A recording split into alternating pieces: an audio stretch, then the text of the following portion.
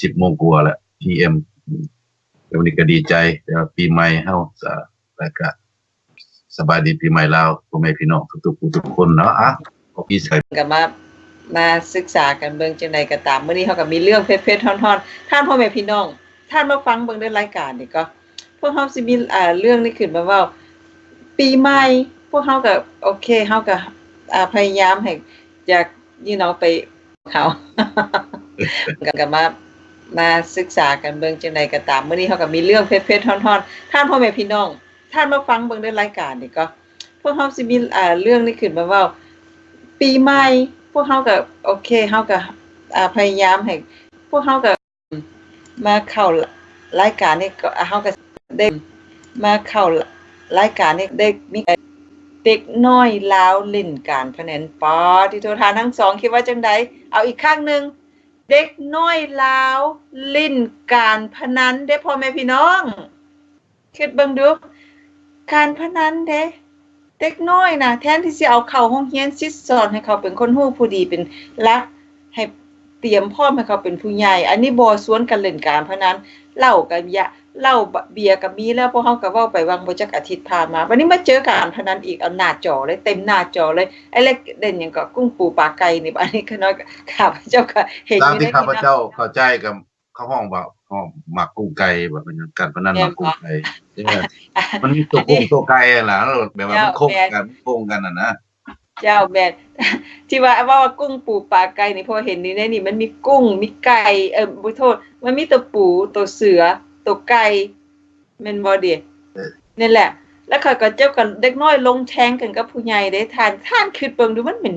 บ้านเมืองนี่เมืองลาวบ่ได้ว่าเจริญแบบลงเหวนี่ว่าให้เด็กน้อยกินเหล้าเมายาสนับสนุนแล้วยังบ่พอนี่นะยังมาส่งเสริมให้เด็กน้อยเล่นการพนันอีกแสดงว่าลาวนี่คือสิหมดเท่านี้บ่สติปัญญาสิเหลือเท่านี้นึงบ่ถ้าหากว่าทางคลิปเฮาเตรียมพร้อมแล้วก็เซิร์ชเลยได้วอนขอขอบใจเดี๋ยวเฮามาคุยกันทานเอริกไปสั่นมักคลอกกันนะทานเอริกว่าจังได๋ไปสั่นมักคลอกที่กะเด้งกันเบิ่งดูเขาสิว่าจังได๋อยากฮู้คือกันโอ้พัฒนาแบบที่บ้านเมืองเขาบ่เฮ็ดกันเจ้าเฮาก็เห็นในลักษณะที่ว่าคมเปื่อยยังไงในคณะบริหารต่างๆที่ว่าบ่มีความสามารถจะบริหารประเทศแต่ว่าให้ถึงต้องตามหลักการของสังคมโลกกันอันนี้มันก็เป็นจุดอ่อนของภาคประชาชนปฏิวัติลาวแต่ว่าเพิ่นตื่นสังคมนะว่าซั่นซะเนาะมาแต่ทำแล้วก็ตื่นสังคมแล้วก็มาเห็นความเจริญแล้วก็ตะกี้นะโอ้บ่ได้แล้วเข้ามาใหม่นี่ว่าคนเล่นไพ่ก็ยังบ่ได้เพิ่นเปิดแล้วเขาขอบใจโอ้แปลว่าสีสันที่แซ่บอีหลีเลยพ่อแม่พี่น้องเซิ่นในเขตชนบทนั้นนิยมการเล่นการพนันประเภทต่างๆในยามบุญประเพณีรวมด้วยบุญปีใหม่ลาอยู่ย้อนอำนาจการปกครองท้องถิ่นแต่ละบ้านอนุญาตให้เล่นทั้งที่การพนันผิดกฎหมายและระเบียบของทางการดังคำเว้าของเจ้าหน้าที่กปส.แขวงจำปาสักท่านหนึ่งกล่าวต่อเอเชียซีรีส์วางลังมานี่ว่าตามหลักอย่างก็บ่ได้แต่ว่าเขาเจ้าลิ้นน้ำบ้านเด็กน้อยเขาเจ้าลิ้นหลายเลยมันเป็นเทศกาลเด็กน้อยก็ลิ้นมันต้องปลูกป่านี่แม่นหั่นบ้านอนุญาตให้เฮ็ดแล้วเขาเจ้าสิเฮ็ดได้เด็กน้อยเขาเจ้าลิ้นหลายอยู่ใส่ก็ลิ้นหมดท่านกล่าวตื่นว่าการเล่นการพนันของเด็กน้อยถือว่าผิดกฎหมายของทางการถ้าหากเจ้าหน้าที่ตำรวจพบเห็นก็ต้องได้เอิ้นผู้ปกครองหรือพอมาอบรมสั่งสอนรวมทั้งผู้เปิดบ่อนเล่นการพนันนำและจะถูกปรับไหมถึง1-2 แสนกีบแต่ถ้าหากเล่นในยามบุญประเพณีเป็นต้นบุญพระเวทบุญบ้านหรือบุญปีใหม่ถือว่าบ่ผิดกฎหมายทางการจะมอบให้อำนาจการปกครองท้องถิ่นเป็นผู้ตัดสินเอาเองแต่ถึงการเล่นการพนันของเด็กน้อยบ่ว่าในกรณีใดๆหลายภาคส่วนก็บ่เห็นพร้อมนำย้อนมันจะส่งผลกระทบต่ออนาคตของเด็กน้อยดังอดีตนักศึกษามหาวิทยาลัยแห่งชาติท่านหนึ่งว่าการปรับปรุงเป็นภัยต่อสังคมซึ่งมันก็ควรที่จะให้เรื่องนี้มันเกิดโดยเฉพาะเป็นเด็กน้อยคือมันเป็นการเล่นพนันแล้วค่ะเป็นมื้อบุญหรือว่ามื้ออย่างก็ย่าเนาะพวกนี้มันบ่ควรที่จะให้เด็กน้อยๆจากพันแต่ลิ้นนะมันจะเฮ็ดให้เกิดสร้างจิตสำนึกในเขาเจ้าว่าสิ่งที่เขาเจ้าเฮ็ดอยู่มันเป็นสิ่งที่ถูกต้องเนาะแทนที่จะเป็นผู้ใหญ่ตักเตือนเป็นเด็กน้อยบ่ควรที่จะให้เข้าไปใกล้กับสิ่งนี้เลย ในปัจจุบันเด็กน้อยลาวนอกจากเล่นการพนันแล้วยังติดเกมและดื่มสิ่งมึนเมานำอีกโดยเฉพาะเด็กน้อยในเขตเมืองใหญ่ๆเป็นต้นนครหลวงเวียงจันทน์และแขวงอื่นๆซึ่งหลายภาคส่วนของทางการก็เป็นห่วงเกี่ยวกับปัญหานี้ เจ้าวอนขอขอบใจหลายๆเพราะนครหลวงเวียงจันทน์นี่ข้าพเจ้าก็อยู่เวียงจันทน์นี่ก็แซ่บคือกันเนาะขายนายอีหลีเนาะติดเหล้าเมายานี่วอนท่านแอเรกว่าจังได๋มาเว้าจังซี่มาเว้านี่แบบอันขายกันเลยเนาะนี่โอ้นครหลวงเวียงจันทน์ข้าพเจ้าก็เป็นคนเวียงจันทน์เนาะที่อยู่ในคนเวียงจันทน์อยู่เวียงจันทน์มานี่โอ้ว้าวเวียงจันทน์เฮาคือมัน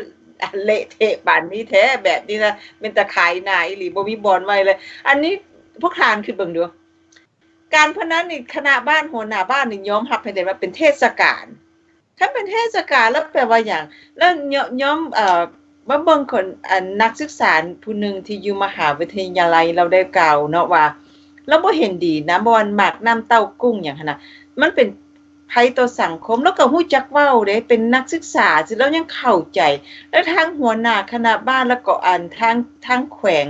กปสบ่แขวงจำปาสักนี่ว่าคิดจังได๋อันนี้นะมันบ่ควรเลยอันนี้มันเป็นการที่ว่า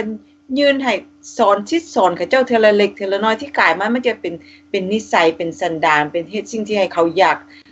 กเล่นต่อไปมันก็เลยเป็นสิ่งที่แก้บ่ออกค่ะนะแม่นอยู่ส่วนหลายคนจะบ่เป็นหยังดอกทุกอย่างบ่มีปัญหาดอกแต่สุดท้ายมันมีปัญหาเด้คือแบบที่ทานจะขออ่านคืนของนักศึกษาผู้หนึงที่อยู่มหาวิทยาลัยแห่งชาติได้เพิ่นว่าก็หมากน้ำเต้ากุ้งเป็นภัยต่อสังคมจริงมันบ่อันนั้นก็จริงมันบ่ควรที่จะให้เรื่องนี้มันเกิดโดยเฉพาะแม่นเด็กน้อยคือมันเป็นการพนันเป็นมื้อบุญหรือมื้อหยังก็อย่าพวกนี้มันบ่ควรให้เด็กน้อยไปเล่นน้ำไปเล่นนะมันสิเฮ็ดให้เกิดการสร้างจิตสำนึกให้เขาเจ้าว่าสิ่งที่เขาเจ้าเฮ็ดอยู่นั่นเป็นการที่ถูกต้องบ่แทนที่จะเป็นผู้ใหญ่ตักเตือนว่าเป็นเด็กน้อยบ่ควรเข้าไปใกล้สิ่งเหล่านี้เลยเห็นบ่แล้วฮู้จักจิตสำนึกอีกเบิ่งดูท่านผู้ชมทางบ้านแล้วสิเอาจังได๋อีกอันนี้ผู้ใหญ่สนับสนุนเราบ่เป็นหยังดอกมันบ่แม่นแนวเลยน่ะของมึนเมาของพนันอย่างนี้นะบ่ควรให้เด็กน้อยเข้าไปใกล้นะใหญ่มาเขาก็เข้าไปเองเนาะบ่ให้เขาตัดสินใจเอาเองแต่ว่าเฮาควรจะให้เขาฮู้จักอันใดผิดอันใดถูกต่อสังคมต่อความจิตใต้สำนึกของเขาบ่นะผู้ใหญ่เฮ็ดแล้วเด็กน้อยก็สิต้องเฮ็ดไปนำนะผู้ใหญ่สิเอาสิซะผู้ใหญ่ซัวแล้วสิพาเด็กน้อยซัวนำบ่ข้าพเจ้าขอถามได้แม่นบ่ท่านเอริกเซิร์ชเลยเด้อเจ้าขอขอบใจเนาะตามที่ข้าพเจ้าเห็นก็แม่นการเบื่อเมาทั้งหลายนี่เนาะพวกอันที่มาแต่ป่าแต่ถ้ำนั่นนะภาคหลักนี่นะหลักมาแต่ป่าแต่ดงนั่นนะแต่ข้าเจ้าเข้ามาทมิตรข้าพเจ้าจะย้อนคืนให้ลูกให้หลานเข้าใจที่ว่าผู้ที่เกิดใหม่ใหญ่รุ่นตอนสปปลาวเข้ามาข้าพเจ้าก็สอนบ่าวแล้วพอเข้าใจว่าที่ไปที่มาในใดเนาะพวกเพิ่นเว้าในนี่เด้ว่าอันคนเสรีบีหัวนะเสรีบีหัวนี่แปลว่าคนปฏิการคนนั้นมักการฟุ่มเฟือยว่ากินกับฟุ่มเฟือยว่าหยังสงขาบานผมยาวยอดกลับคืนเด้อนี่เล่นการพนันนี่ก็บ่ดีมันโอเคสังคมเปื่อยเนื่อยสังคมเปื้อเปื้อนบ่ให้เฮ็ดแม้แต่ใส่ศีลผู้หญิงใส่ศีลถ้าเคินขึ้นใกล้จะเข้าหัวเข่านะก็ว่าเป็นภัยสังคมโอเคถ้าผมยาวเพียงหูนี่พังหูลงมานี่ก็ว่าเป็นปฏิการภาครัฐเด้อนี่พรรคประชาชนปฏิวัติลาวจืออยู่บ่คำที่พวกทานเว้าอันนี้แหละกรรมมาสนองกรรมเพราะว่าพวกทานเนี่ยบ่ฮู้จักแต่ออกมาจะทำน่ะใช้เกือบติดรถยางออกมาเขาเวียงจันทน์เขาในตัวเมืองกำอำนาจพวกทานเว้าได้เบิดมีนโยบายข้าพเจ้าก็หลงเชื่อคือกันนะหลงเชื่ออันนี้ความจริงหลงเชื่อว่ามันดีอะลีหลงเชื่อแต่บัดนี้เนาะหามันย้อนแค่ปัจจุบันนี่มันหลายสิ่งหลายอย่างที่การปกครองใน4ศตวรรษเนี่ยแปลว่าเปื่อยเนื่อยที่สุดสิ่งที่ว่าพรรคประชาชนปฏิวัติลาวเว้าให้ พระราชอาณาจักรลาวในการปกครองเปื่อยยังไงภัยสังคมเปื้อนบ่มีการประหยัดมัธยัสถ์เพิ่นว่าแน่นั่นเด้กินฟุ่มเฟือยน่ะตัวอย่างก็นึงและบัดนี้การพนันนี่ก็เป็นอาวุธหนึ่งที่ว่าเขาต่อต้านที่สุดในสมัยเขาเข้ามาใหม่พรรคประชาชนปฏิวัติลาวเนี่ยแต่ในปัจจุบันนี้เนี่ยข้าพเจ้ามองเห็นในลักษณะนี้ทีมงานกับพ่อแม่พี่น้องที่รับฟังอยู่ทั้งประเทศลาวเนาะ1พรรคประชาชนปฏิวัติลาวนี่ป้อนคนลาวเบื่อคนลาวให้มีหยังให้ให้มีการมึนเมาผลิตยาบ้าให้เจ้าเมาบ้าทุกๆแนวให้เจ้าเมาบ่ให้เจ้ามีแนวคิดนะเจียพรรคราชเฮ็ดหยังว่าโอ้เอามีประชาธิปไตยเรียบร้อยแล้วในปัจจุบันนี่อยากเฮ็ดหยังก็เฮ็ดนะอยากมีนางโสเพณีบ่ก็มีเบิดขายพร้อมและบัดนี้ให้หยังบัดนี้เด็กน้อยก็เล่นการพนันได้สร้างหยังบัดนี้สร้างความสกปรกต่อสังคมพรรคราชเฮ็ดได้เป็นได้เฮาจังเว้าได้ก็คือท่านนักศึกษาคนหนึ่งเพิ่นเว้าบ่ควรจะเฮ็ดแต่ในโลกนี่พ่อแม่พี่น้องประชาชนลาวบ่มีเด้เขามีกฎหมายที่เกิดห้ามบ่ให้เฮ็ดเรื่องการเด็กนี่มันต้องมีในขอบเขตเนาะอย่านางมณีศิลป์อย่านางวอนถ้าอยู่ในสหรัฐอเมริกานี่บ่แม่นสิเฮาได้เฮาเฮ็ดได้การพนันถ้าการพนันบ่มีเสียภาษีน่ะเพิ่นบ่อนุญาตให้บ่อนเล่นการพนันน่ะผิดกฎหมายเด้ผิดอีหลีถ้าเขาสืบได้เขาจับได้ก็แม่นว่ากับพุ่นละขึ้นติดคุกแล้วแต่คดีใหญ่คดีน้อยแบบเดียวdrug trafficking เหมือนกับเจ้าขายของมึนเมายาขายยาบ้าแต่มันบ่หุ้นแห้งซำนั้นก็มันก็แล้วแต่คดีอันนี้ข้าพเจ้าอยู่ในสหรัฐอเมริกาเป็นในลักษณะนั้นแต่ว่าในคนทั่วไปในยุโรปนะครับข้าพเจ้าก็บ่เคยได้ยินในประเทศที่เจริญคือในญี่ปุ่นข้าพเจ้าก็บ่เคยได้ยินเขาเจ้าว่าเด็กนี่เขาไปเล่นการพนันขายยาบ้าค้าของเถื่อนนี่มันบ่มีอันนี้เป็นการสนับสนุนของภาครัฐเพื่อหารายได้จากเด็กได้เพื่อหยังว่าซั่นเพื่อจะฆ่าเด็กคนลาวเฮาตั้งแต่น้อยๆน่ะฆ่าหยังว่าซั่น1ฆ่ายาบ้ากินยาบ้าในเมื่อสมองเจ้าตายแล้วเจ้าก็เป็นคนพิการ2 introduce หยังว่าน่ะนำเสนออนุญาตให้ลูกลาวหลานลาวเล่นการพนันหลังจากนั้นมันใหญ่ขึ้นมาจักหน่อยแล้วก็เป็นนักเลงเบิดเท่านั้นอนาคตอยู่ไสบ่มีเป็นคนลาวเถื่อนอนาคตบ่มีเด้การศึกษามีในความมาตรฐานในประเทศลาวบ่มีถ้าจะเปรียบเทียบใส่อยู่ในโลกที่ว่ามีความเจริญประเทศที่มีความเจริญในโลกนี่นะประเทศลาวได้ด้อยพัฒนาข้าพเจ้าว่าได้180กว่าประเทศนี่นะอยู่ในองค์การสหประชาชาตินะข้าพเจ้าคือประเทศลาวในปัจจุบันนี่คือสิอยู่ในระหว่าง170 something นี่แหละ76 77นี่แหละอันนี้เป็นหน้าอับอายคล้ายหน้าที่ว่ากะย้อนหยังกะย้อนพรรคการเมืองของพรรคประชาชนปฏิวัติลาวนี่แหละบ่แม่นคอมมิวนิสต์ไสคำสิว่าเป็นคอมมิวนิสต์นี่มันเสียศักดิ์ศรีจังนางมณีศิลป์มันยังวอนเพราะว่าคอมมิวนิสต์นี่เขาเจ้าฮู้จักปกป้องเขตน้ำแดนดินได้เกาหลีเหนือนี่ไปต้องมันไม่แผ่นดินมันบ่ต่อยเจ้าโลดถึงว่าอยู่ใกล้แผ่นดินใหญ่จีนมีอำนาจก็จริงแต่ว่าเขาปกป้องเขตน้ำแดนดินเขาได้แต่ไอ้ลาวนี่บ่มีหยังเลยเขตน้ำแดนดินก็ปกป้องบ่ได้แก้วก็ลักเอาเขมรก็ลักเอามันยังอีกแดเฮ็ดบ่ได้นะเปื่อยยังไงอันนี้แหละขี้ข่าม้าไส้ของจักรพรรดิเวียดนามอันนี้ข้าพเจ้าว่าโดยตรงฟังคักๆเด้อปอยทสิว่าเยียนนำยานางมณีศิลป์ฟังคักๆพวกท่านน่ะบ่มีหัวศาสตร์นิยมข้าพเจ้าว่าได้ข้าพเจ้าย่องคนเวียดนามเลยเขามีหัวศาสตร์นิยมท่านโฮจิมินห์ก็มีหัวศาสตร์นิยมถึงสิแม่นระบบได้ปกครองก็ตามแต่เขาต้องปกป้องประเทศเขาลาวเด้เป็นขี้ข่าตลอดอันนี้บ่เฮาอยากได้คนลาวเฮาอยากได้บ่เฮาอยากได้แบบนี้อยากเป็นขี้ข่าคนชาติอื่นบ่อันนี้ลักษณะข้าพเจ้าเห็นในวิธีนั้นแต่ว่าการที่ว่าการพนันสร้างให้อนาคตของลูกหลานเฮาเนี่ยจบไปเลยน่ะในอนาคตบ่มีเลยถ้าดำเนินตลอดไปแบบนี้ข้าพเจ้าเห็นในลักษณะนั้นยานางมณีศิลป์ขอบใจเจ้าขอบใจหลายๆท่านเอริกบ่แม่นว่าที่เมื่อกี้ท่านได้บอกขึ้นมาว่าเด็กสุดท้ายมาเด็กน้อยก็กินเหล้าเมายาเป็นนักเลงนะนักเลงมันยังน้อยเพราะ ดีบ่ดีนะค่ายาบ้ายาอี้น่ะเอาของเอาของผิดกฎหมายข้ามออกนอกประเทศแล้วสุดท้ายมันก็เป็นจังได๋แบบไผก็ที่ถูกจับอยู่เมืองไทย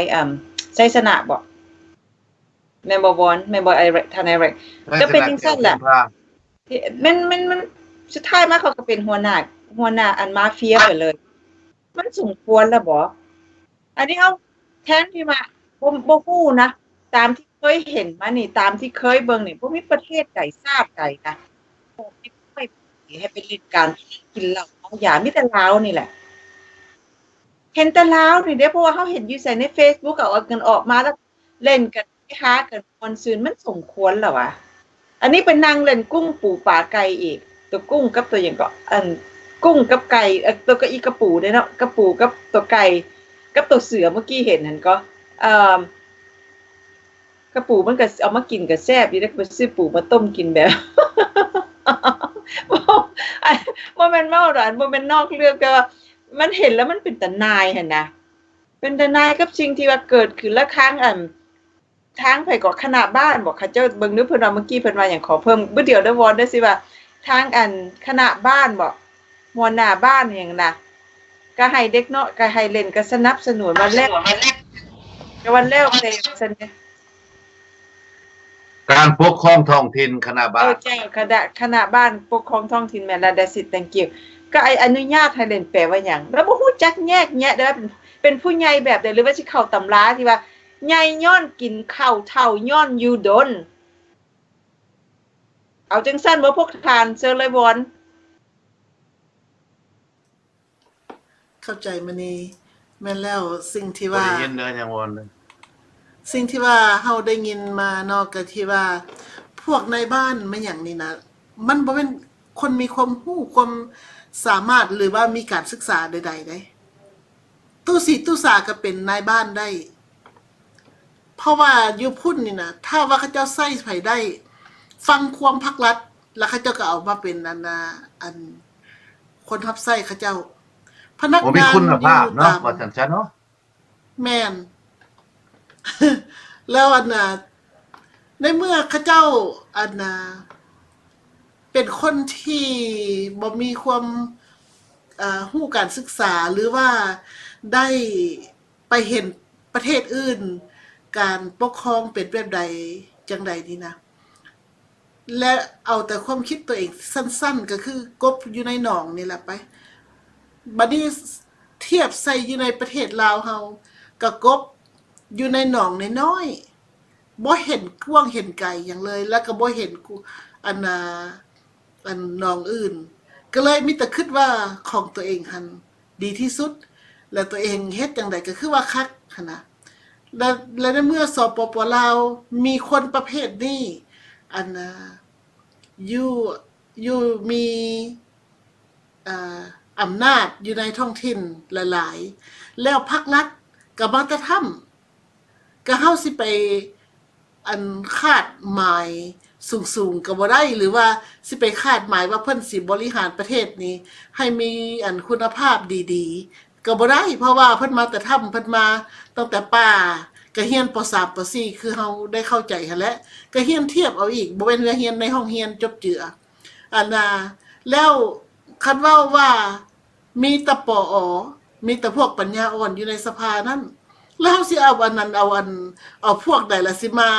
เปรียบเทียบให้มีการศึกษาสูงแล้วก็สิเปรียบใส่ประเทศเพื่อนบ้านบ่หรือว่าสิเปรียบใส่ประเทศสากลอันนี้มันก็เป็นการล้มเหลวของพวกผู้นำอยู่ในภาครัฐนั่นแล้วลูกหลานลาวเฮาก็จะเป็นจังซี่ในเมื่อลูกหลานลาวเฮามีแต่ความอยู่ในสมองนั่นก็มีแต่การดื่มเบียร์เมาสุรานะแล้วก็มีการลิ้นการพนันสิ่งที่ว่าผู้ใหญ่ทั้งผู้ที่มีคุณภาพนี่นะเพิ่นจะบ่สนับสนุนการพนันแต่ว่าภาครัฐเฮ็ดจังได๋สนับสนุนและเพราะว่าอนุมัติให้เฮ็ดเด้แม่นบ่ทั้งที่ว่าการพนันนี่เป็นของที่บ่ดีแต่ว่าภาครัฐอนุมัติให้เฮ็ดในเมื่อภาครัฐอนุมัติให้เฮ็ดแล้วพวกผู้กำอำนาจตามท้องถิ่นนั่นคือนายบ้าน บ่หรือว่ารัฐกรตามหมู่บ้านตามพวกกองร้อนไม่อย่างจังซี่ก็ไปใส่ความเผด็จการใส่ความป่าเถื่อน หรือว่าใส่อำนาจทั้งพิษๆนี่นะต่อบ่ว่าแต่ลูกบ้านเนาะอันนี้ก็เป็นทั้งแบบว่าเยาวชนผู้น้อยที่ว่าให้เฮียงสาต้องการความอบรมและก็ต้องการทุกสิ่งทุกอย่างเพื่อจะมาบำรุงสมองและก็ทางด้านจิตใจแต่ว่าพวกเด็กน้อยเหล่านี้จะบ่มีทางดีทางนั้นจะบ่มีทางจะได้ดีย้อนว่าความเบื่อเมาทุกสิ่งทุกอย่างมันเป็นการเปื่อยเนื่อยของภาครัฐที่ว่าพาให้เยาวชนรุ่นนี้บ่มีอนาคตแปลว่าตายทั้งเป็นนะคันสิเว้าเลยนะมณีท่านเอริกอันนี้นี่แบบว่าการฆ่าล้างลูกหลานลาวนี่นะให้ตายทั้งเป็นอันนี้การดับสูญเสื้อซาดลาวที่ว่าให้เลือดเย็นที่สุดและพ่อแม่ของเขาก็จะบ่เห็นว่าคือสิ่งที่ขน้อยเว้าอยู่นี่เขาเจ้าจะบ่เห็นเพราะว่าเขาคิดว่าในเมื่อเขาเจ้าเองก็มีชีวิตการเป็นอยู่แบบนั้นอยู่แล้วและให้ลูกเขาเจ้าเฮ็ดเพราะว่าเขาเจ้าเชื่อว่าพรรคเป็นรัฐพรรคกับรัฐเป็นพ่อกับแม่เขาเจ้าอันนี้เขาถึกล่างสมองมา44ปีแล้ว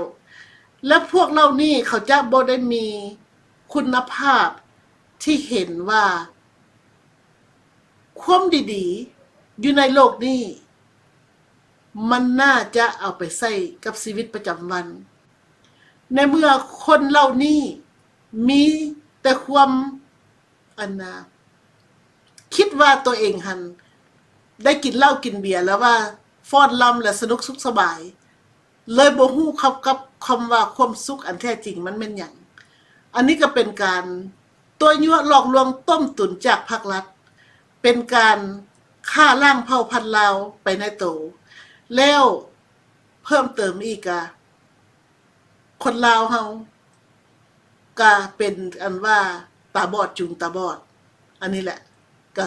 ถึงว่าถอยหลังลงเหวเลยขอเข้าใจมานี้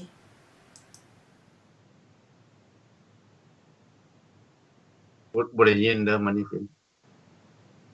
thank you sorry มันลงเหวแท้ได้บอนเพราะว่ามันอย่างการศึกษาของลูกหลานเนาะเนี่ยแทนที่จะโปรโมทจะสนับสนุนส่งเสริมอันนี้บ่สวนกันไปเล่นกุ้งตัวไก่ตัวอย่างไปเมื่อกี้นี่แล้ววันนี้คณะบ้านก็สนับสนุนบอกมันแม้นมันเป็นผิดมันกฎหมายแต่ว่ามันเป็นเทศกาลพิเศษในขออนุญาต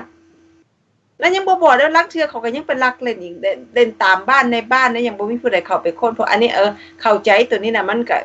บ่ได้นอกจากคนไปบอกไปกล่าวอันนี้ในเฮือนผู้ใดไผก็บ่ฮู้เฮาก็พยายามหวังว่าพ่อแม่ผู้ใหญ่หั่นน่ะจะสั่งสอนเด็กน้อยบ่ให้เด็กน้อยเฮ็ด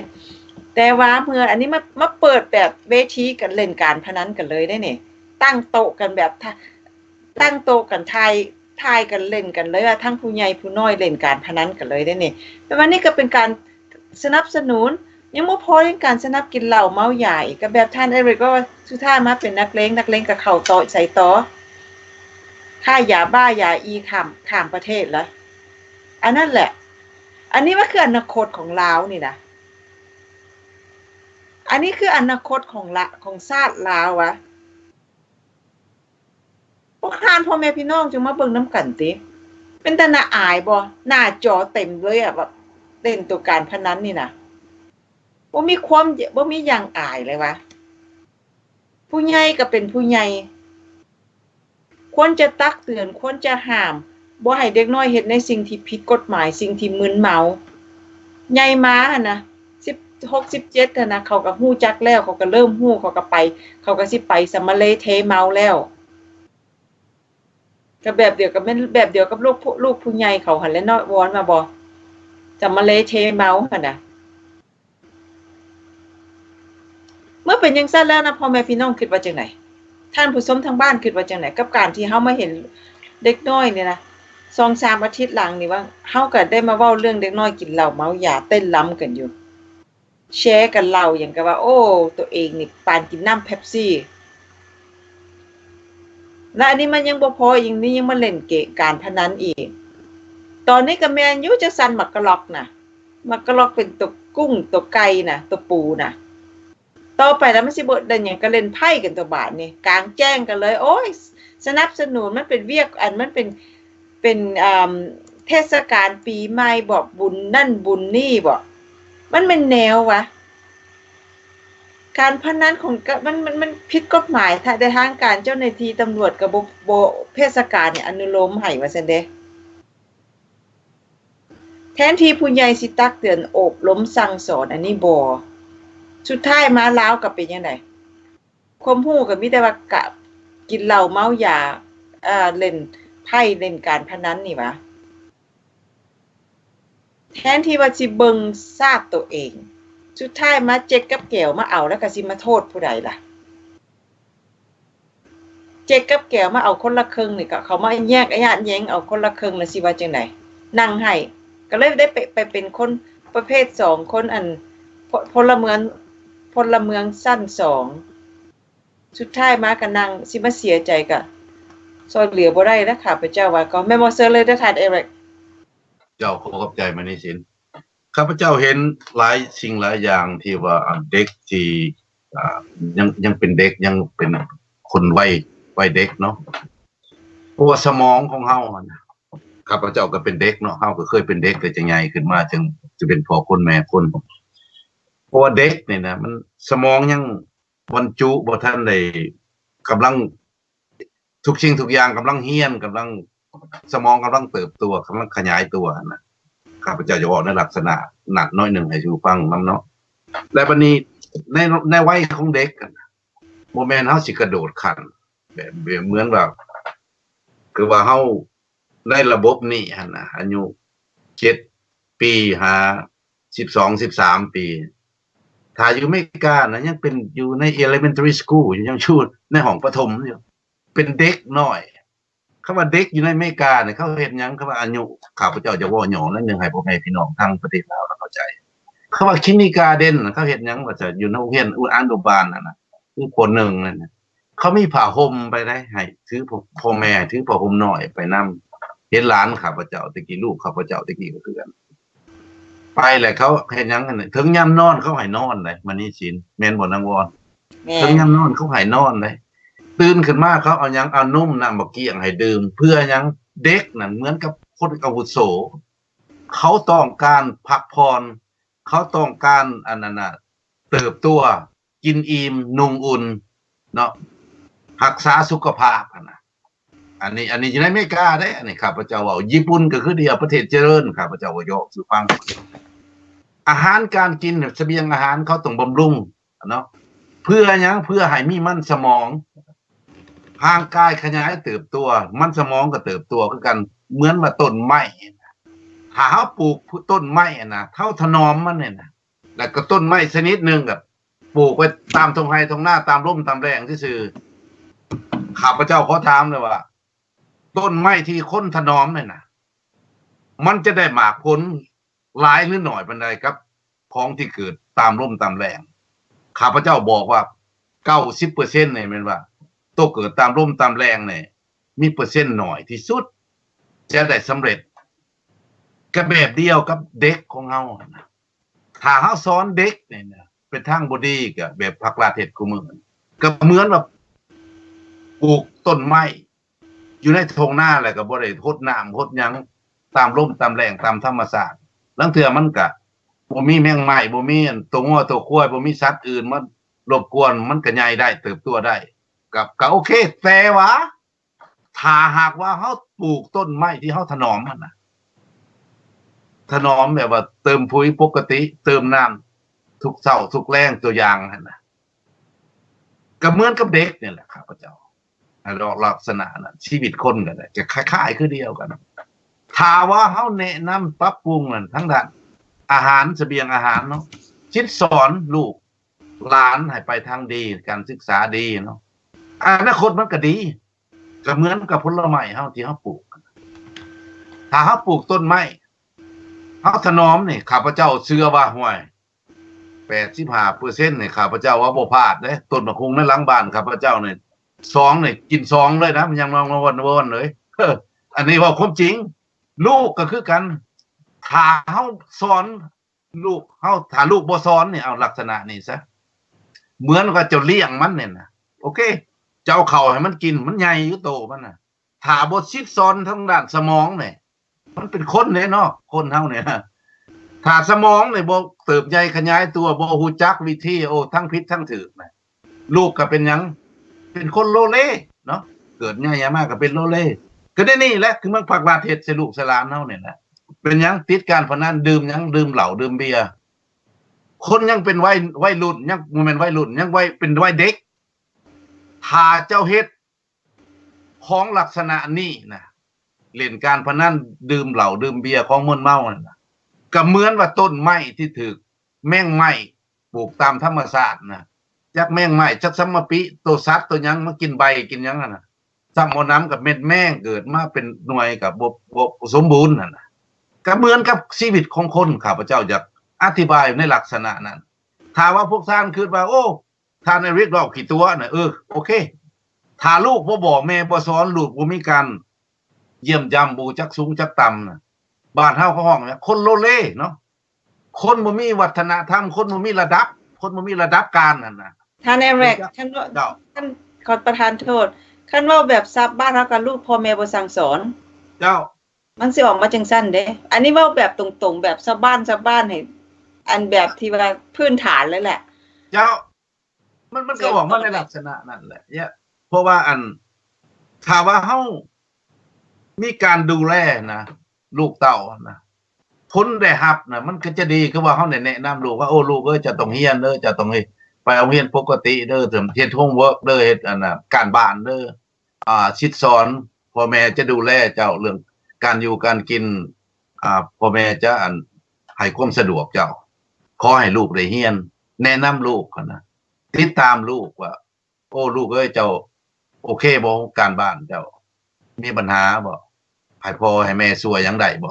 อันนี้เฮาคนเป็นห่วงอเมริกาเขาเป็นนั่นพุ่นตระกูลเขาดีเด้คนลาวก็คือกันในสมัยอดีตบ่แม่นว่าสิสอนลูกสอนหลานโอ้เจ้าบ่ต้องไปเด้อโรงเรียนไปเล่นกันบักพนันบักกุ้งไก่มันมีวะอยู่ในโลกเฮานี่นะเพียงแต่พรรคประชาชนปฏิวัติลาวน่ะอันนี้มันขึ้นกับระบบการปกครองยานางมณีสินยานางวอนข้าพเจ้าบ่จักแน่สิเว้าหลายไปอีกถ้าพวกท่านอยากให้สกปรกน่ะบ่ให้มีในประเทศลาวน่ะเตะพวกพรรครัฐนี่ออกระบบการปกครองสิเปื่อยยังไงนี่น่ะออกจากพื้นแผ่นดินพวกท่านจัดตั้งเอาคนที่มีอุดมการณ์เอาลูกหลานของเขาที่มีความรู้ความสามารถ right คำว่า right leadership น่ะ right people for the right job คำว่าอเมริกาเขาบอกนั่นข้าพเจ้าเคยเว้าหลายๆก็เรียนจากเขาคือกันจากอเมริกาสอนข้าพเจ้าเฮาต้องซอกหาคนที่เหมาะกับหน้าที่การมีความรู้ความสามารถเนาะและบัดนี้เฮ็ดหยังบัดนี้หลังจากได้มาแล้วต้องหาอุปกรณ์ให้เขาเจ้าอุปกรณ์มันหยังทุกสิ่งทุกอย่างที่เขาเจ้าต้องการจะพัฒนานะอันนี้แหละถ้าหากว่าพวกท่านอยากได้ประชาธิปไตยมันบ่ล้นมาแต่ถึงฟ้า freedom is not free แม่นบ่มันยังมณีสินยังวอนทุกคนต้องมีหน้าที่รับผิดชอบประชาชนนั่นแหละมีหน้าที่รับผิดชอบอันนี้ข้าพเจ้าเห็นในลักษณะนี้เป็นภาครัฐให้เขาเจ้าเฮ็ดรถนะคนลาวน่ะเอารถอยากกินยาบ้าค่าของเมาค่าของเถื่อนนางโสเพณีเอาลูกเอาหลานเล่นการพนันดื่มเหล้าเมาสุรามันง่ายหยังง่ายภาครัฐในการปกครองพอพวกเจ้าเมาเบิดเลยเด้พวกเจ้าเป็นบ้าโรคจิตเบิดเลยเด้ในประเทศลาวนะในเมื่อของดังกล่าวนี่มันบังคับสมองเจ้าน่ะสมองเจ้าคิดบ่สเตรทน่ะบ่สามารถจะวิเคราะห์วิจัยเหตุการณ์ต่างๆที่เกิดขึ้นภาครัฐก็อยากขายหยังก็ขายอยากเอาหยังทรัพยากรของชาติเนี่ยอยากเฮ็ดได้ไหนก็เฮ็ดเหมือนดังทุกวันนี้อันนี้ข้าพเจ้าจะชี้แจงให้เห็นในลักษณะน่ะอย่านางมณีสินขอขอบใจขอบใจหลายๆวอนพอจังได๋เซิร์เลยได้วอนเรื่องการพนันนี่นะเป็นเด็กน้อยเฮานี่จะมันเป็นตาหน่าย เข้าใจมื้อนี้ เห็นแล้วก็เศร้าใจเนาะที่ว่าเฮา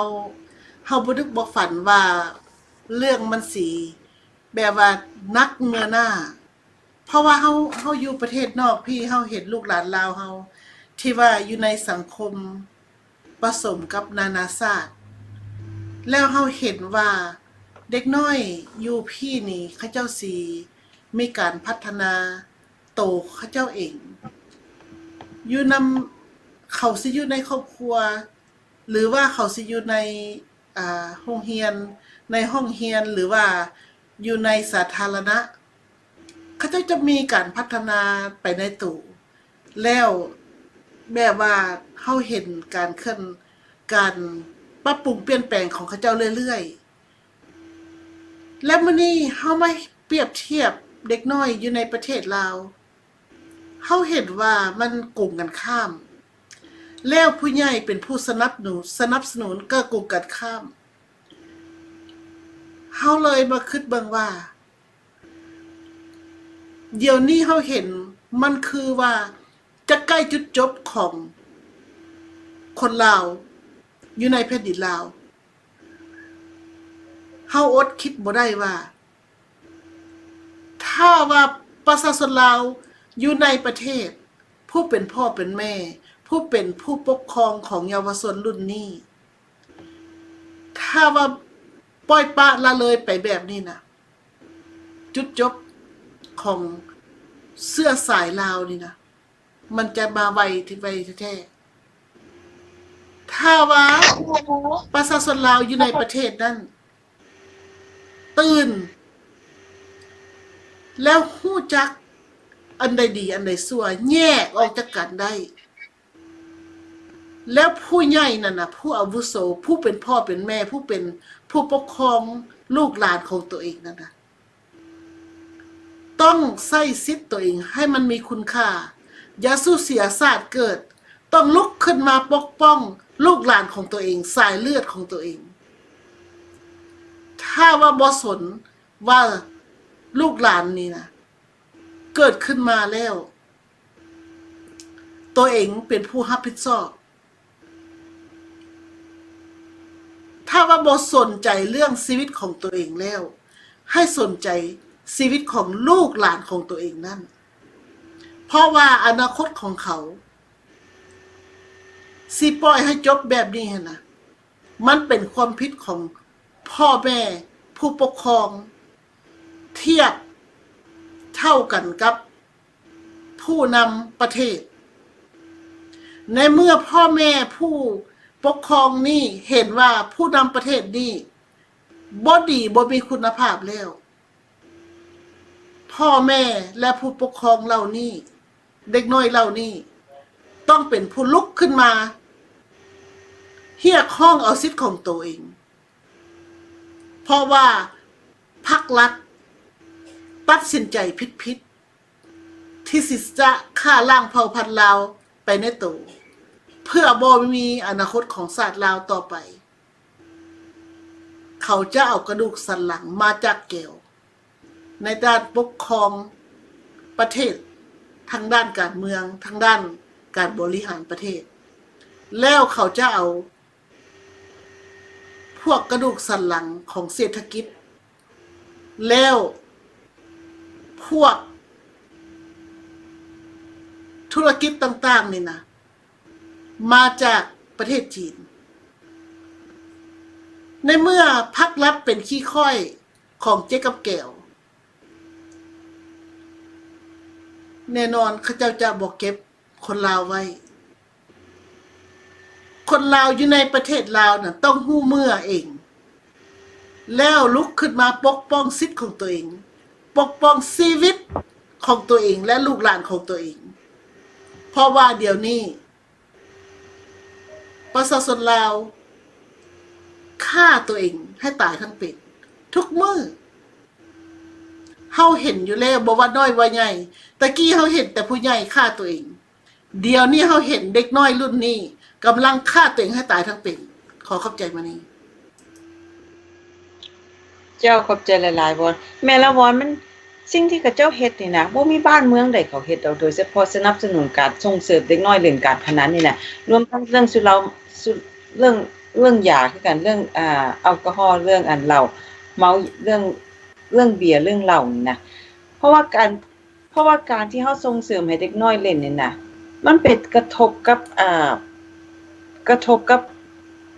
าสมองจิตใจ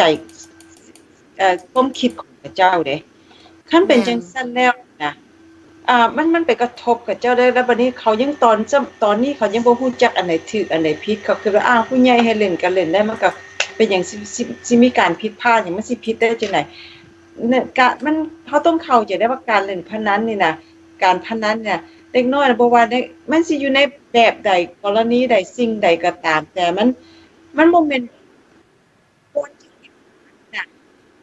มันจะกระทบ มันจะส่งผลกระทบต่ออนาคตต่อชีวิตของเด็กน้อยนี่สำหรับเขาก็ฮู้ว่าเขากำลังเป็นเยาวชนมันกระทบเขาเด้แล้วบัดนี้เฮาสิคิดว่าจังได๋มันเป็นของธรรมดามันบ่ธรรมดาเด้อันนี้น่ะข้าพเจ้าอยากจะขอฝากกับผู้ใหญ่ที่อยู่เมืองลาวพวกหัวหน้าคณะบ้านพวกกระทรวงพวกแขวงพวกหยังก็ตามแต่ให้รู้จักคิดได้แหมพวกท่านเคยได้ยินคำตำราที่คำโบราณบ่ตำราที่เพิ่นเว้านะว่าระยะทางพิสูจน์มาการเวลาพิสูจน์คนนี่นะและอีกอันนึงก็คือว่าหยังใหญ่ย้อนกินข้าวเฒ่าย้อนอยู่ดนหั่นนะหรือว่าอยู่หลายปีบ่หรือว่าอยู่ดนหั่นนะพวกท่านสิเอาตำรานี่บ่สิใส่ตำรานี่วะและการพนันนี่นะก็กระจายเขาอยู่ในตัวเมืองลาวเลยแหละทั้งเวียงจันทน์ก็บ่ใส่ย่อยและแขวงอื่นๆนี่แสดงว่าหยังล่ะแสดงว่าภาครัฐนี่นะสนับสนุนจังตัวอย่าลืมได้คันภาครัฐสนับสนุนภาครัฐแม่นไผภาครัฐก็เป็นนักปกครองบ่นั้นเอิ้นว่าตัวประกาศว่าตัวเองนี่เป็นปอหยังเวลาประชุมยามใดก็มีแต่ว่าย่อท่อว่าข้าพเจ้าพวกเฮาก็เลยเอามาเติมให้ซะมันแล้วไปเลยแต่มันถูกตามที่พวกท่านอยากเว้าแต่พวกท่านเว้าบ่ได้พวกเฮาก็เลยเว้าขอเว้าแทนซะเพราะว่าพวกท่านถือว่าพวกท่านได้ปริญญาเอกได้ปริญซ้ายปริญขวาก็ได้ใบประกาศออกมาเลยพวกท่านก็ปริญซ้ายไปเจ๊กปริญขวาไปแก้วแล้วก็มื้อนึงก็ไปใบปริญญาก็แล่นมาหาได้เด้ใบประกาศก็แล่นมาหาแล้วเข้ากองประชุมยามใดย่อท่อแม่นบ่ท่านแอดเวิร์ดท่านเคยได้ยินแม่นบ่เชิญเลยเด้อท่านมันก็มีอุปสรรคหลายอย่างอยู่ในประเทศลาวเพราะว่าสิ่งที่เฮาเห็นก็คือว่าเขาเจ้าบ่ได้แม่นเป็นคณะบริหารที่ปกครองที่มีมาตรฐานเป็นขี้ขามาใส่ของแก้วซื่อๆเป็นตุ๊กตาให้แก้วซื่อๆและเรื่อง decision making หั่นน่ะคันสิเว้าแล้วก็การตัดสินใจในการปกครองบริหารต่างๆเขาเจ้าเฮ็ดบ่ได้ต้องมาขึ้นกับแก้วเบิดคำแก้วสั่งเขาเจ้าก็เฮ็ดตามคำสั่งบอกให้หยุดก็หยุดบอกให้เฮ็ดก็เฮ็ดเขาบ่บอกแล้วก็นอนอยู่หั่นถ้าแต่คันเทิงสั่งอันนี้แหละความซัวซ่าล้าหลังที่สุดข้าพเจ้าคิดว่าเป็นขี้ขามาใส่ของคนชาติใดมันก็บ่ดีจักแนวบ่คือเฮาเป็นแต่เอกราชของตนเองอธิปไตยและสิทธิเสรีภาพของตนเองถึงว่าเฮือนเฮามีน้อยเดี๋ยวเว้าสำหรับส่วนตัวเด้อว่าสำหรับบ้านๆเฮาตัวอย่างเฮือนเฮานี่ถึงว่าข้าพเจ้ามีเฮือนมุงหญ้าผาไม้เหี้ยไผ่นั่นผู้ว่าน่ะไม้ไผ่บ้านไม้อันนี้นะข้าพเจ้าก็มีความสุขแต่สำหรับตัวข้าพเจ้าเองแหละแต่บ่อยอึดแต่หิวดีกว่าจะเป็นขี้ขามาใส่ของคนชาติอื่นอันนี้ข้าพเจ้าคิดในลักษณะนะคนลาวเฮาคือกันถ้าหากว่าคือจะนั่งโอ้นเว้าก็สิ้นเดียวกันเด้อที่พ้อยได้เอาเรื่องปัญหานี่ถ้าว่าภาครัฐเนี่ยยังดำเนินให้ลูกให้หลานเฮาเนี่ยให้ลูกหลานลาวส่งเสริมทางด้านการพนันส่งเสริมทางด้านการกินยาบ้าฆ่ายาเมาเนี่ยนะแล้ววันนี้เฮามาตั้งคำถามขึ้นว่าอนาคตมันอยู่บนใดคนลาวอีกบ่นานเด้พ่อแม่พี่น้องอีกบ่นานถ้าคนมีความมึนเมาเนี่ยมันก็เฮ็ดจังได๋มันแต่น้อยสมองมันก็เสื่อมไปเบิดแล้วเหมือนคนเป็นโรคจิตเหมือนคนเป็นบ้า ในเมื่อคนเป็นบ้าน่ะพิการน่ะมันสิเฮ็ดหยังได้ต่อสังคมเฮ็ดบ่ได้เลยคือหมากไหม้นี่แหละที่ถูกมดแมงไหม้กินทั้งในหมดนั่นแหละมันสิสามารถขยายพันธุ์ได้บ่ได้เลยข้าพเจ้าพอกลักษณะนั้นบ่ได้ก็เหมือนกับคนเฮานี่นะสมองนี่มันเป็นเทวดาเพิ่นสร้างพระเจ้าเพิ่นแต่งขึ้นมาแล้วจะมีโอกาสครั้งเดียวในชีวิตเจ้าถ้าเจ้าเฮ็ดให้ตนเองพิการน่ะเจ้าจะบ่มีโอกาสอีกแล้วเรื่องการเมินเมานี่ฉะนั้นเพิ่นจึงเขียนไว้ทุกๆศาสนาเพิ่นเขียนไว้ต่างๆกฎหมายบัญญัติไว้ God shall not drink drunk นะdo drug นะอันนี้ก็คือเดียวภาษาลาวกับเพิ่นก็เว้าอย่างนี้สุราเมรยามสัพพมาทฐานาเวระมณีสิกขาปะทังสมาธิยามิเพิ่นก็บอกเลยเด้ไปยังคำว่าศาสนาพุทธ 80% ในประเทศลาวก็เป็นคนถือศาสนาพุทธแต่เป็นยังบ่สามารถอ่านคำเว้านี่บ่ได้อันนี้ข้าพเจ้าคิดแปลกใจว่าในมื้อหนึ่งถ้าดำเนินต่อไปประเทศลาวน่ะคนลาวอยู่ในประเทศน่ะจะอาจบ่มีแผ่นดินสิอยู่เพราะว่าคนชาติอื่นเขาสิมาเทคโอเวอร์มาเอาญาติเอาคือแก้วตัวอย่างคือจีนเนี่ย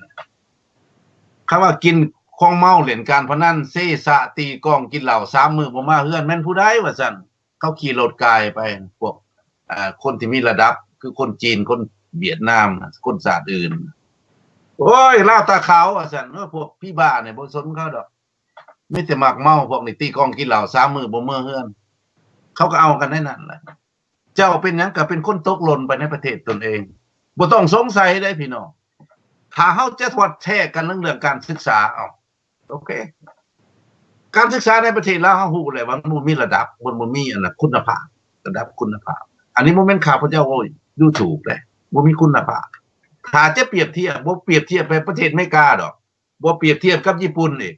เปรียบเทียบใส่ในประเทศเพื่อนบ้านประเทศไทยเฮานี่นะปากภาษาคล้ายเคียงกันเองพวกเฮาก็ยังมีปัญหาแล้วคิดคักๆเด้อพ่อแม่พี่น้องอันนี้ข้าพเจ้าเว้าในลักษณะจักหน่อยก็ว่าก็เบิ่งฟังครัวนั่นแหละแต่ว่าเป็นได้โอ้ยปากภาษาลาวอยู่เป็นหยังเขาเจ้าเป็นคนไทยเอ้าจักหน่อยนี่ฟังซ่านี่ก็เป็นได้เนี่ยดิเดาดิเดือกเอ้าเป็นหยังโอ้แก้วว่าซั่นปากภาษาลาวอยู่แต่ว่าเจ้าเป็นชนเผ่าหนึ่ง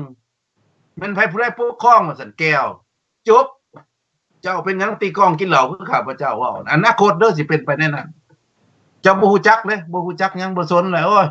เขาเป็นไปหมดแล้วเขาเป็นนายพลนายพันเป็นหมดแล้วเฮาบ่มีความรู้ความสามารถหยังมีแต่เล่นการพนันแล้วก็ขายด้วยขายหยังขายของมึนเมาเจ้าเป็นคนตกหล่นในสังคมไปซื่อๆอันนี้มันจะเป็นอนาคตของคนลาวสกปรกที่สุดนะข้าพเจ้าเห็นในลักษณะนั้นยะนางมณีศิลป์ขอขอบใจเจ้าขอขอบใจหลายทานแม่นแล้วมันก็สิกลายเป็นแบบที่ทานเว้าแล้วคันว่าคนลาวเขาบ่ฮู้จักความที่ว่าบ่เข้าใจบ่ฮู้จักรักชาติของตัวเองหั่นนะก็บ่จักสิว่าล่ะพื้นแผ่นดินไผก็มารักบ่แม่นว่ารักแล้วเอามาเป็นของส่วนตัวโอ้ข้อยอยากได้แล้วข้อยรักชาติแล้วข้อยจะต้องไปยึดเอาแผ่นดินเอาที่ดินของผู้นั้นผู้นี้บ่แม่นจังซั่นพวกท่านพ่อแม่พี่น้องรักชาติหมายถึงรักอธิปไตยของลาวรักเขตน้ำดินแดนของลาวหั่นน่ะแล้วบ่ให้ชาติอื่นหั่นน่ะเข้ามาลุกล้ำเขตดินของพวกเขาหั่นน่ะอันนั้นแหละคือการรักชาติแล้วเบิ่งแยงชาติตัวเองไว้ให้ next generation ไว้ให้รุ่นลูกหลานต่อไปอันนั้นได้คือความรักชาติพวกท่านต้องเข้าใจเด้พวกท่านผู้ใหญ่พวกท่านอาบน้ำร้อนก่อนพวกเขาก็คือสิเข้าใจแล้วเฮาก็อยากสอนให้ลูกหลานน้องนุ่งเฮานี่นะคิดแบบนี้คือกันประเทศใดไผก็ฮักไผก็บ่อยากให้ไผมาเป็นเหนือพวกเขาแล้วพวกทานสิมาจมมาเจ๊กเอาที่ดินนั่นไปเขามายึดเอานั่นแล้วผู้ใดล่ะความผิดของไผล่ะพวกทานจะต้องฮู้จักฮักชาติของตัวเองเพราะว่าคนลาวเนี่ยมณีศิลป์ข้าพเจ้าอยากเพิ่มเติมข้าเจ้าบ่มีหัวศาสตร์นิยมนะข้าพเจ้าเว้าหลายๆครั้งเลยเอาแม่เจ้าไปเอาแม่ดินแก้วดินเจกนะเอาพวกนู้นเขาบ่ยองคอเจ้าเอาแม่ข้าพเจ้าเว้าความจริงเลย บ่แม่นว่าย่องท่านโฮจิมินห์และข้าพเจ้าย่องนะย่องแนวดีเพิ่นก็มีเนี่ยเขาเฮ็ดเพื่อผลประโยชน์ของชาติเขาได้เขาสิขึ้นเจ้ามันสิเป็นคอมมิวนิสต์เขาก็ได้ผลประโยชน์คือกันเขาเป็นหยังเขาจังคอมมิวนิสต์เอาเขาก็ได้เวียดนามเหนือกับเวียดนามใต้เขาก็เชื่อมกันได้เลยเด้อันนี้ผลประโยชน์ของเขาเด้เขาได้หยังอีกแน่หลังจากปลดปล่อยเรียบร้อยแล้วก็ได้ลาวนี่กับเขมรเนี่ยเป็นขี้ขาอันนี้เขาเฮ็ดเพื่อผลประโยชน์ของเขาลาวได้หยังได้เป็นข่อยเขาอันนี้ข้าพเจ้าอยากเสริมขอขอบใจเชิญเลย เจ้าครับจะบ่ค่อยเป็นขี้ข่าม้าไส้ของเขา เจ้า เอามันสุดจำซะ แม่นบ่วอนว่าจังได๋เซิร์เลยได้วอน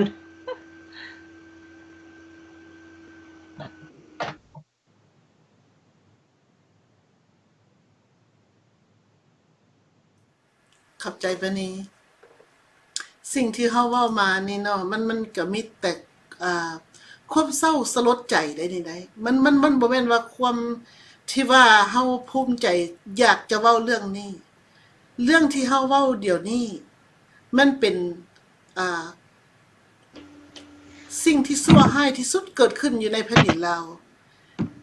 เพราะว่าเฮาเคยมีแต่คิดว่า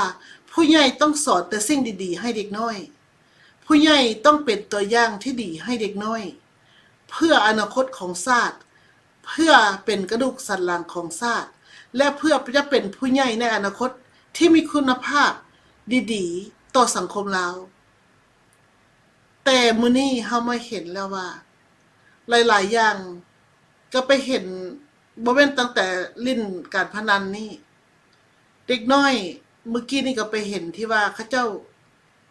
เด็กน้อยๆก็กินเบียร์อันน่ะเต้นที่ว่ามันเหนือที่เฮาจะเห็นแต่เกิดขึ้นมานี่นะเฮาบ่เคยเห็นแบบนี้มาก่อนในเมื่อเฮามาเห็นเด็กน้อยที่ว่ากินเบียร์แล้วก็เต้นยกๆแยกๆแบบว่าคือบ้าๆบอๆนี่นะในเมื่อผู้ใหญ่สนับสนุนเฮาก็เลยเบิ่งว่าในโลกนี้บ่เคยมีศาสตร์ใดเป็นแบบนี้แล้วเฮาเห็นสัตว์เดรัจฉานสัตว์มันก็บ่กินเบียร์มันก็บ่ได้ทำลายมันเองแบบนี้มันบ่ได้ฆ่ามันเองแบบเลือดเย็นจังซี่เฮาก็เลยบ่ฮู้ว่า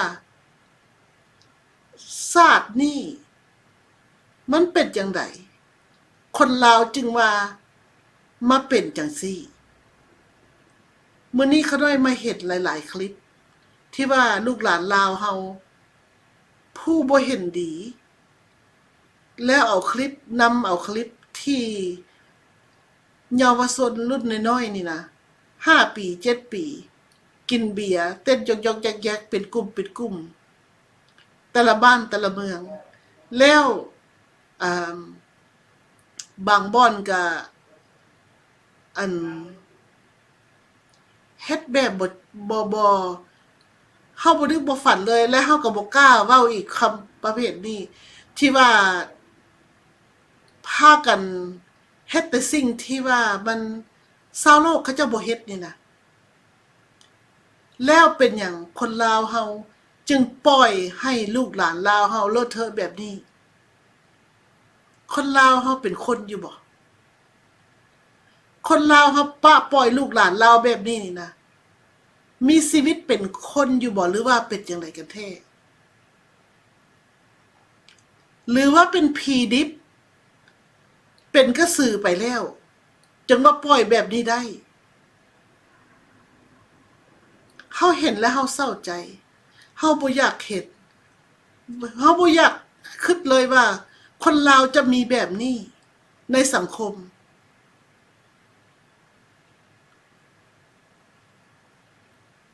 คิดเบิ่งว่าประเทศอื่นเพิ่นอึดอยากเข้ากินนั่นน่ะเฮาก็ยังอีตู่ตนสงสารแต่ว่าลูกหลานลาวผู้ทุกข์ยากอยู่ชนบทก็หลายที่ว่าบ่มีข้าวกินเครื่องนุ่งห่มก็เปื้อนๆขาดก็ตนโตก็บ่ได้สะอาดคือบ่ได้อาบน้ำเป็นเดือนก็มีเฮาเห็นแล้วเฮาอีตู่ตนสงสาร แต่ในเมื่อเฮาไม่เห็นลูกหลานเราที่มากินเบียร์ลิ้นการพนันเต้นยกๆกิ๊กๆความอีดูตนสงสารเฮากลายเป็นอันว่าเย็นซาเฮารู้สึกขึ้นว่าอันนี้บ่ลูกหลานลาวเฮาปัจจุบันเป็นแบบนี้บ่ไสอนาคตของชาติไสจะเป็นผู้ใหญ่ที่มีคุณภาพดีๆสร้างสังคมให้น่าอยู่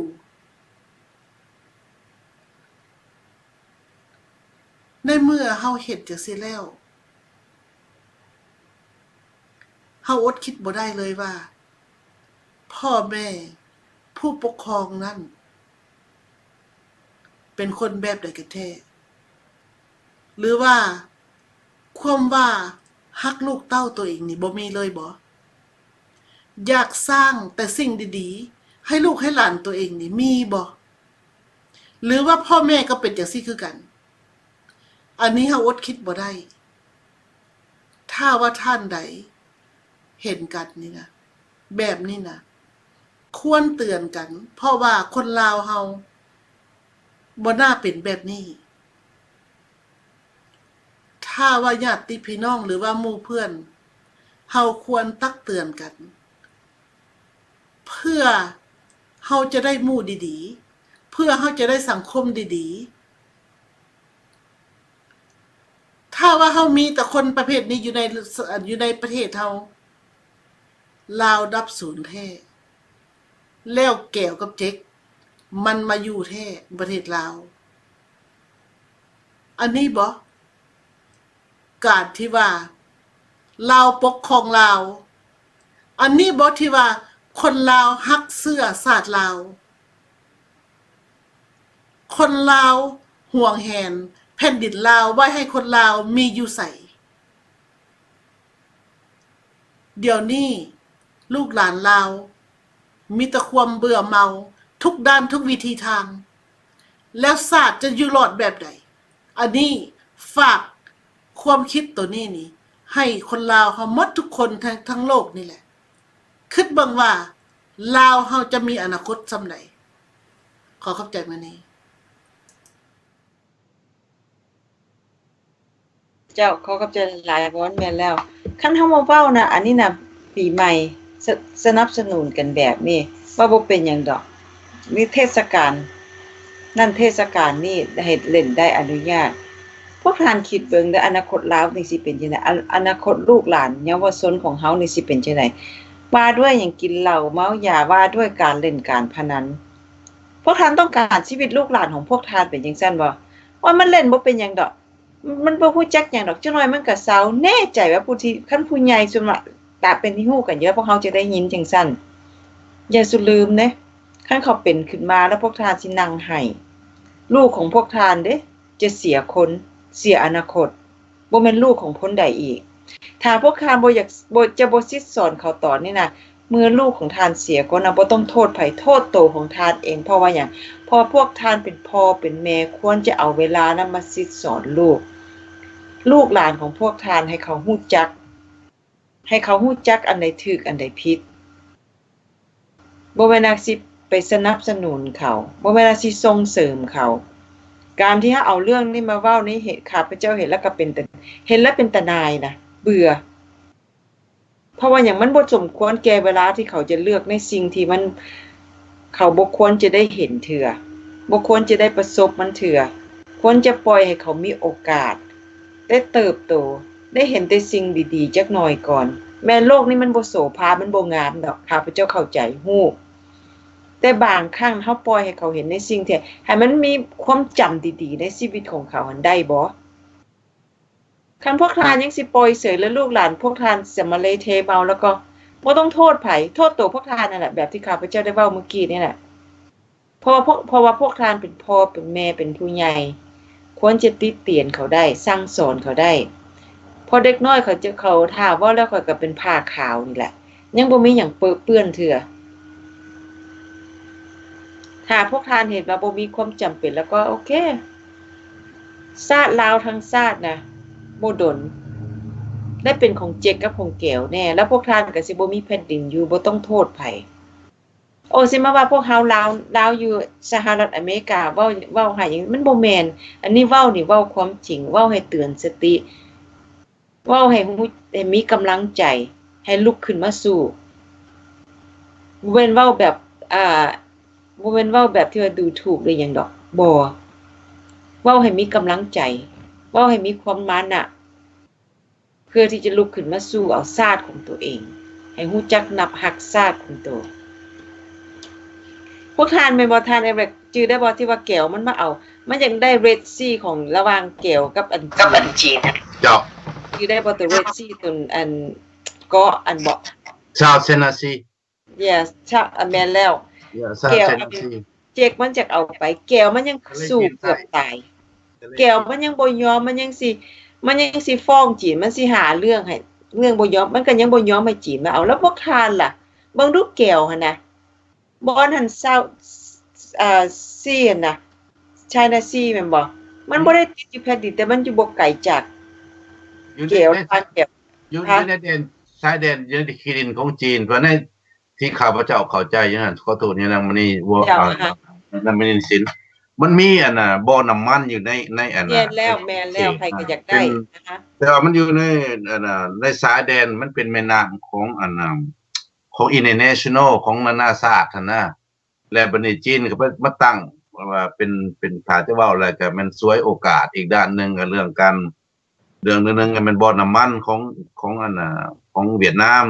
แต่ต้องเขียนน้ำแผ่นดินของเวียดนามอันที่2นี่แม่นว่าเพื่อสกัดกั้นทั้งด้านการคมนาคมทั้งการน้ำนี่นะการกำปั้นนี่นะแต่จีนเนี่ยมาสร้างผลประโยชน์เพื่อจะเอาเปรียบเอารัดของอันน่ะทะเลจีนใต้ของเวียดนามขอเชิญ เจ้าขอบใจหลายท่านก็แม่นแหละเมื่อเป็นแก้วมันก็ยังฮู้จักมันอยากปกป้องเอาแผ่นดินนั้นไว้ตอนนั้นไว้เบิ่งดูมันยังสิเนี่ยเบิ่งดูแก้วหั่นนะมันอยู่หลายปานใดก็มาสู้กับจีนเขาว่าเขาก็อยากเป็นมหาอำนาจ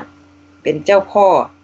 มันก็เหมือนแก้วมันก็ยังบ่ลดละมันก็ยังสิสู้กับจีนสิเป็นตายจังได๋มันก็สิเอาบ่ยอมให้เด็ดขาดพวกท่านคิดเบิ่งแล้วพวกท่านพื้นแผ่นดินพวกท่านที่อยู่ปัจจุบันนี้พวกท่านที่อยู่เสยบ่คิดเบิ่งเอาพวกเฮานี่บังคับบ่ได้ดอกอันนี้พวกเฮามีแต่แลกเปลี่ยนความคิดความเห็นให้สติปัญญาให้เป็นกำลังใจพวกท่านถ้าพวกท่านคือว่าพวกท่านเสยเมยแล้วก็โอเค no problem พวกเฮาก็บ่เป็นหยังเพราะมันเป็นเพราะบ้านเมืองบ้านลาวเฮาจะต้องเป็นของพวกท่านพวกท่านจะต้องรู้จักเข้าใจความรักชาติความที่อยากจะมีผืนแผ่นดินต่ออยู่อีกต่อไปอยากให้มีคำว่าลาวอีกต่อไปมื้อนั้นข้าพเจ้าไปบ้างไดเนาะไปลืมเว้าให้ฟังวอนมื้อนั้นไปไสบ่ล่ะไปเจอหมู่หั่นน่ะหมู่คนนึงแล้วมีหน่วยโลกก็เลยถามว่าไอ้โลกนี้จะไปซื้อมาได้ไสก็สิไปสิหน้าบ่อายขอซะก็สิว่าเกือบว่านี่นะเพราะว่าสิเอามาตั้งแล้วเอามาแล้วสิมาโชว์ให้เบิ่งเกือบสิบอกก็เลยว่าบางแต่มื้อหน้าสิไปหาซื้อยังหาซื้ออยู่หน่วยที่ยังบ่ได้ถูกใจหั่นน่ะก็เลยสิบอกอยากสิบอกว่าคอก็ยังสิว่าเว้าแบบซื่อๆแบบหน้าตาซื่อๆสิบอกหมดนะขอสักเอาคอเป็นของคนปีใหม่สิว่าสิเลยสิขอกับเจ้าหน้าตาซื่อๆแบบบ่มีการอายแล้วเลยว่าก็แล้วให้พวกเจ้าเก็บไว้ซะให้พวกเจ้าเก็บไว้เป็นที่ระลึกว่าลาวนี่มันมีแผ่นดินอยู่ไสเพื่อลูกหลานพวกเจ้าสิได้ฮู้ก็เลยบอกให้เจ้าจังซั่นน่ะก็สิไปหาซื้อเอาดอกกันว่าเพื่อว่าของพวกเจ้าก็มีหน่วยนึงแล้วเก็บไว้เป็นที่ระลึกว่าลาวมันยังมีแผ่นดินอยู่เด้อมีครั้งนึงมีแผ่นดินหั่นนะเพื่อลูกหลานถามก็เจ้าพวกเจ้าก็สิได้มีให้ลูกหลานเบิ่งนำหั่นนะเดี๋ยวคอยซื่อๆเห็นได้ก็เห็นโดยโลกแล้วก็ยังว่าโอ้มันเฮ็ดให้เฮารู้สึกว่าความเป็นลาวเฮานี่นะแผ่นดินเฮานี่นะเป็นย้อนจังซั่นแหละ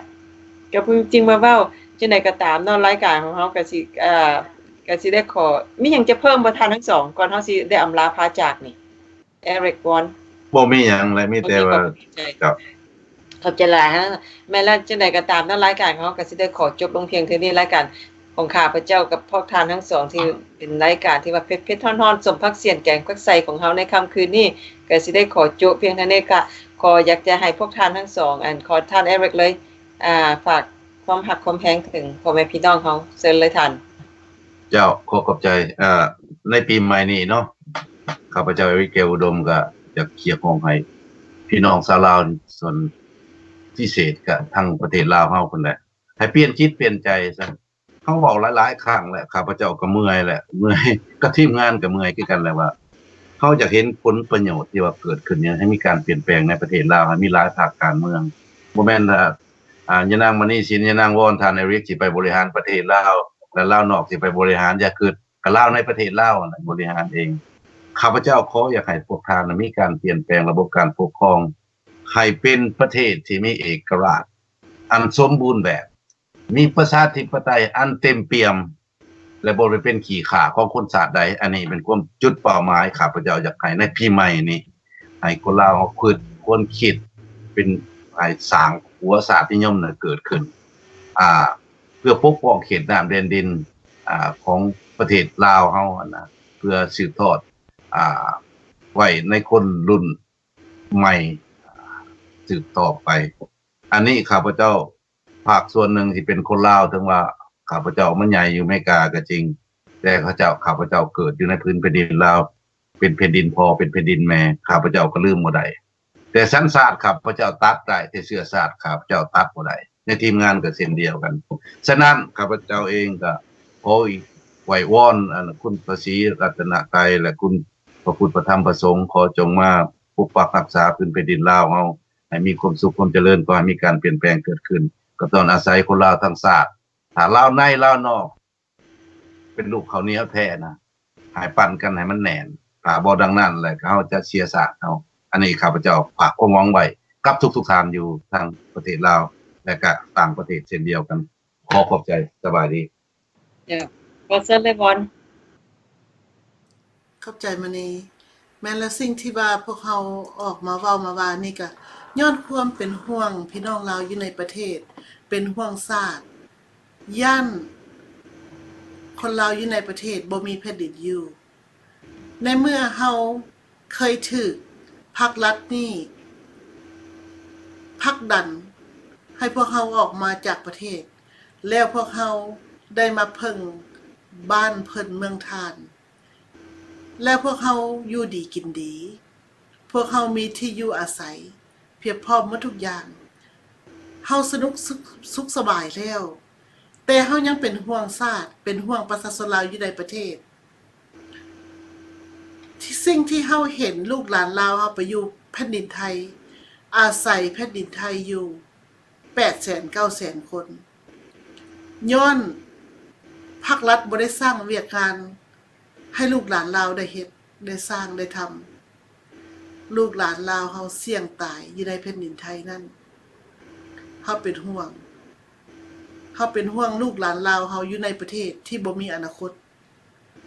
เฮาเป็นห่วงพี่น้องลาวอยู่ในประเทศนั้นบ่ได้มีชีวิตอยู่มีหรือว่ามีคุณภาพดีในสังคมภาครัฐสร้างสังคมให้เน่าเหม็นเปื่อยเนื่อยสังคมเต็มไปด้วยการมึนเมายาบ้าทุกสิ่งทุกอย่างที่ภาครัฐสร้างขึ้นมานั่นบ่มีอย่างดีต่อประชาชนลาวเลยเฮาจึงได้ตัดสินใจออกมาเว้ามาว่าเฮาเฮ็ดทุกสิ่งทุกอย่างภายใต้กฎหมายที่ประเทศเฮาอยู่อาศัยอยู่นี่เฮาเรียกร้องเอาสิทธิเสรีภาพให้พี่น้องลาวอยู่ในประเทศนั้นเพื่อความอยู่รอดของชาติก็คือสิทธิเสรีภาพประชาธิปไตยอันแท้จริงเฮาอยากให้คนลาวเฮาอยู่ในประเทศนั้นมีที่อยู่อาศัยที่ดีมีอาหารการกินที่สะอาดเฮาได้ดีแล้วเฮาอยากให้พี่น้องลาวเฮาอยู่ในประเทศได้ดีเช่นกันตราบใดยังเฮายังมีชีวิตอยู่เฮาจะเว้าจะว่าเฮาเป็นปากกระบอกเสียงให้พี่น้องลาวอยู่ในประเทศตราบใดเฮายังมีชีวิตอยู่ภารกิจชาตินี้เป็นหน้าที่ของเฮาคนลาวหมดทุกคนบ่ว่าอยู่ในและอยู่นอกประเทศทั่วโลกพ พี่น้องลาวขะน้อยส่วนเซิญส่วนพี่น้องลาวฮักหอมแผ่นดินลาวนี่ไว้ให้ลูกหลานลาวเฮาเพื่ออนาคตเสื้อชาติลาวเฮาอย่าสู้ให้มันสูญดับไปชีวิตเฮาเกิดมาครั้งเดียวนี่ขอให้มันมีคุณค่าว่าเฮาเป็นคนที่รักชาติเสื้อสายลายล้อมของเฮาเป็นคนลาวลาวล้านสร้างอย่าสู้ให้มันเสียศาสตร์เกิดมื้อนี้ขะน้อยรู้สึกว่าบ่มีจุดใดที่จะมี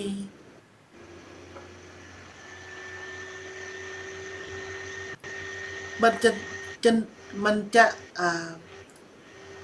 สูญเสียไปกว่าที่เห็นเยาวชนรุ่นน้อยนี่ถึกเบื่อเมาด้วยอำนาจพรรครัฐพี่น้องบ่รู้สึกบ่ท่านผู้ที่เห็นเยาวชนรุ่นน้อยนี่ได้รับสิ่งเบื่อเมาล่างสมองของเขาฆ่าเขาให้ตายทั้งเป็นนี่ท่านรู้สึกแบบใดสำหรับขะน้อยแล้วแม่นเป็นการแย่ที่สุดในโลกทนเบิ่งบ่ได้เพราะว่าลูกหลานลาวมีเลือดลาวถ้าเฮาเฮ็ดหยังบ่ได้เฮาต้องออกมาเว้ามาว่าซอยกันเฮาคนลาวต้องฮักกันพี่น้อง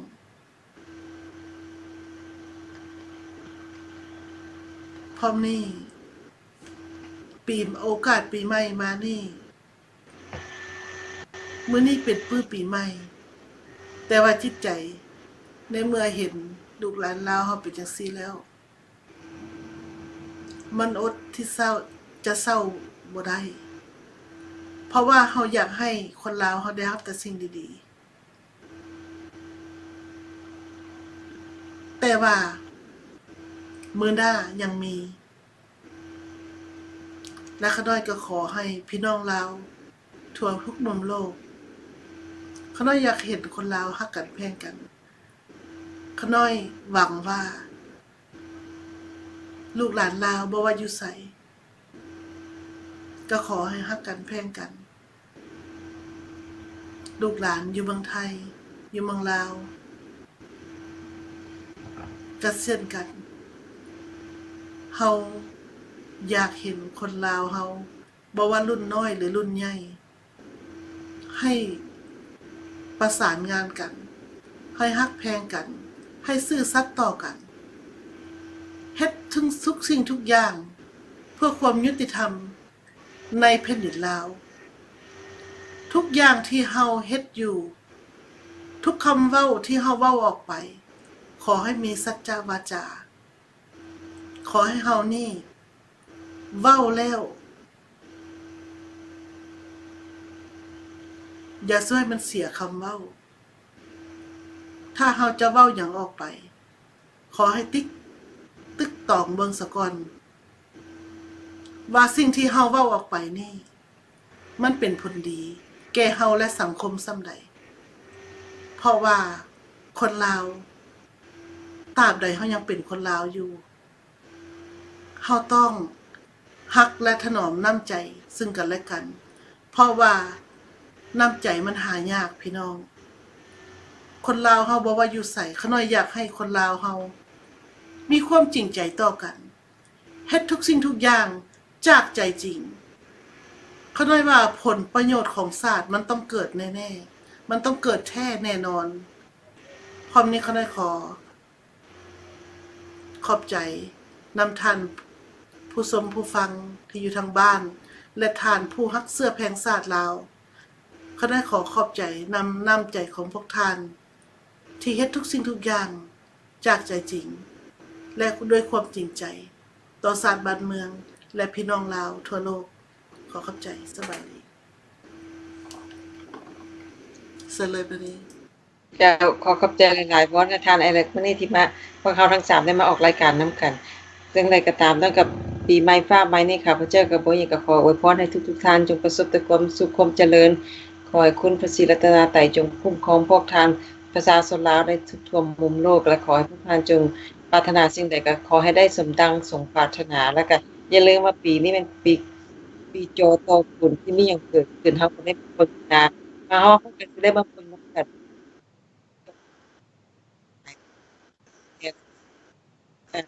มีการเปลี่ยนแปลงดินแดนนะครับคนลาวเฮาการเปลี่ยนแปลงมันสิมาในรูปการใดเฮาก็บ่ฮู้จักบ่มีคำตอบแต่พวกเฮาก็ต้องมาเบิ่งนํกันมาศึกษานํกันและสำหรับพวกเขาแล้วทีมงานพวกเขาก็ขอขอบใจทุกๆท่านที่รับฟังรายการแล้วก็ขอขอบใจปอยทที่ว่ามาฟังมาฟังหรือบ่มาฟังหรือว่ามาฟังแล้วแต่บ่ประกาศตัวก็บ่เป็นหยังกับผู้ที่และกับผู้ที่ปอบยทก็คือกัน ผู้ที่ว่ามีความตั้งใจอยากจะซอยชาติบ้านเมืองให้เจริญรุ่งเรืองก้าวหน้าเฮาก็สนับสนุนพวกทานแบบที่พวกเขาได้เว้ากันหลายๆคนเพราะเฮาบ่ได้คิดที่อยากจะไปเป็นเจ้าเป็นนายอยู่เมืองลาวดอกเพราะเฮาต้องการซอยเหลือให้คำคิดดีๆคำแนะนำดีๆพวกทานนั่นแหละจะเป็นจะเป็นผู้ที่จะมีหลายสร้างหลายๆพรรคและก็ให้มีการเลือกตั้งกันแบบประชาธิปไตยอันนั้นแหละคือสิ่งที่พวกเขาต้องการอยากเห็นสำหรับพวกเขาแล้วก็ขอขอบใจทุกๆท่านที่รับฟังรายการของข้าพเจ้าขอขอบใจทุกๆท่านแล้วก็พบกันใหม่ในวันจันทร์หน้าขอขอบใจขอลาโชคดีปีใหม่จงเป็นของทุกๆท่านและของพวกเขาทีมงานคือกันขอขอบใจสบายดี